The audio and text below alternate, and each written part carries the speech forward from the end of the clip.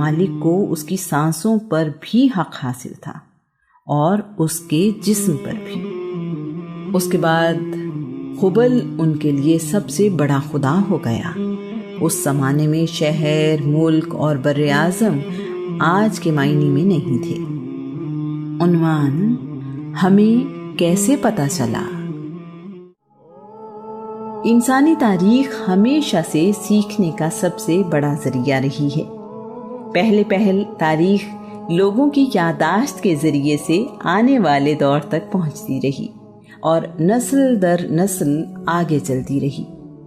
اللہ کریم نے انسان کو قلم کے ذریعے لکھنا اور محفوظ کرنا سکھایا۔ کہیں انسان نے درختوں کی چھال پر لکھا تو کہیں پتھر کو اس مقصد کے لیے تراشا، کہیں کپڑے پر لکھا جانے لگا تو کہیں کھال پر۔ ہر دور میں انسان نے لکھنے اور محفوظ کرنے کا کوئی نہ کوئی طریقہ ڈھونڈ نکالا۔ جب کاغذ ایجاد ہوا تو اس کام کی رفتار بہت بڑھ گئی۔ اسی لکھنے اور محفوظ رہنے کی وجہ سے انسان نے ترقی کی۔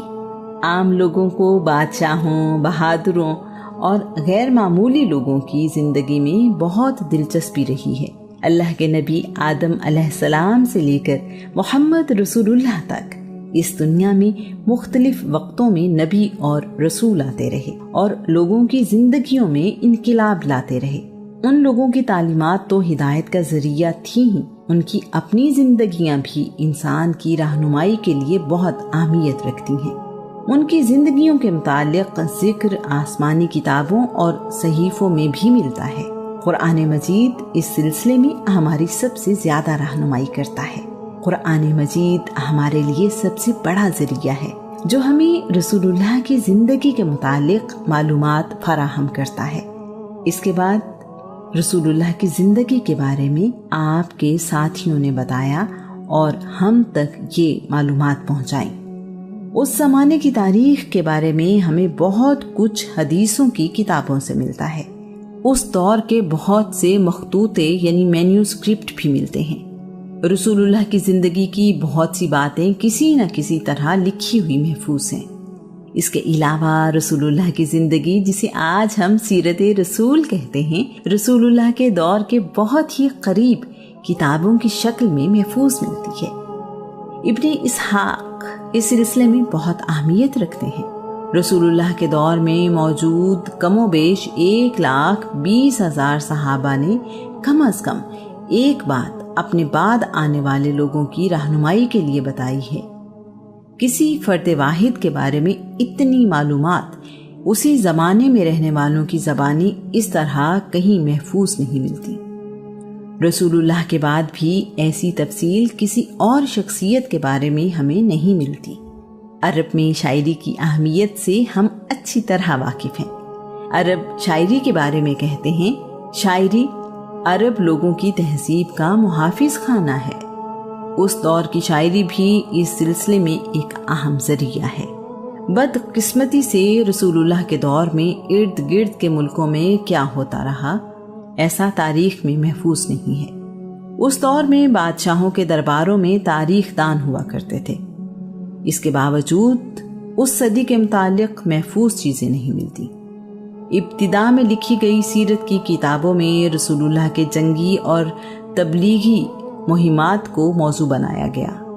بعد ازاں رسول اللہ کی زندگی کے ہر پہلو پر لکھا گیا۔ سیرت رسول پر مکمل کتاب ہمیں ابن ہشام نے دی۔ ابن ہشام نے ابن اسحاق کے کام کو 2 حصوں میں ترتیب دیا۔ یہ کتاب آج بھی موجود ہے۔ ابن سعد نے ایک بہت بڑی کتاب طبقات سعد کی صورت میں ترتیب دی۔ اس میں صرف رسول اللہ کی زندگی کے بارے میں ہی نہیں بلکہ آپ کے ساتھیوں کے بارے میں بھی ہمیں معلومات ملتی ہیں۔ ابن کلبی اور البلاذری نے بھی اس کام میں اپنا حصہ ڈالا۔ رسول اللہ کی سیرت کے بارے میں ہر زبان اور ہر دور میں ہی لکھا گیا۔ ہمیں رسول اللہ کے بارے میں سب کچھ قرآن مجید، حدیث، تاریخ اور سیرت کی کتابوں سے پتہ چلا۔ انہی ذریعوں سے ہمیں پتہ چلا کہ رسول اللہ کی زندگی کیسی تھی، عادتیں کیسی تھیں، ظرف کیسا تھا، جنگیں کیسے ہوئیں، رسول اللہ کیسے تاجر تھے، کیسے خاوند تھے، کیسے باپ تھے، آپ کی زندگی میں معاملہ فہمی کیسی تھی، لباس کیسا پہنتے تھے، کیا کھاتے پیتے تھے، خوشی اور غم کا اظہار کیسے کرتے تھے، ایک مہاجر سے لے کر ایک ریاست کے سربراہ کیسے بنے، ایک یتیم خود یتیم پرور کیسے بنا۔ رسول اللہ کا علم وسیع نظری لوگوں کی زندگیوں میں کیسے انقلاب لائی۔ مجبور کر کے اپنے شہر سے نکالا جانے والا جب اسی شہر کا فاتح بن کر آیا تو بدلہ لینے کی بجائے سب کو معاف کر دیا۔ یہ سب ہمیں قرآن مجید، حدیث اور ابتدائی کتابوں سے پتہ چلا۔ عرب میں شاعری کی اہمیت سے ہم اچھی طرح واقف ہیں۔ عرب شاعری کے بارے میں کہتے ہیں، شاعری عرب لوگوں کی تہذیب کا محافظ خانہ ہے۔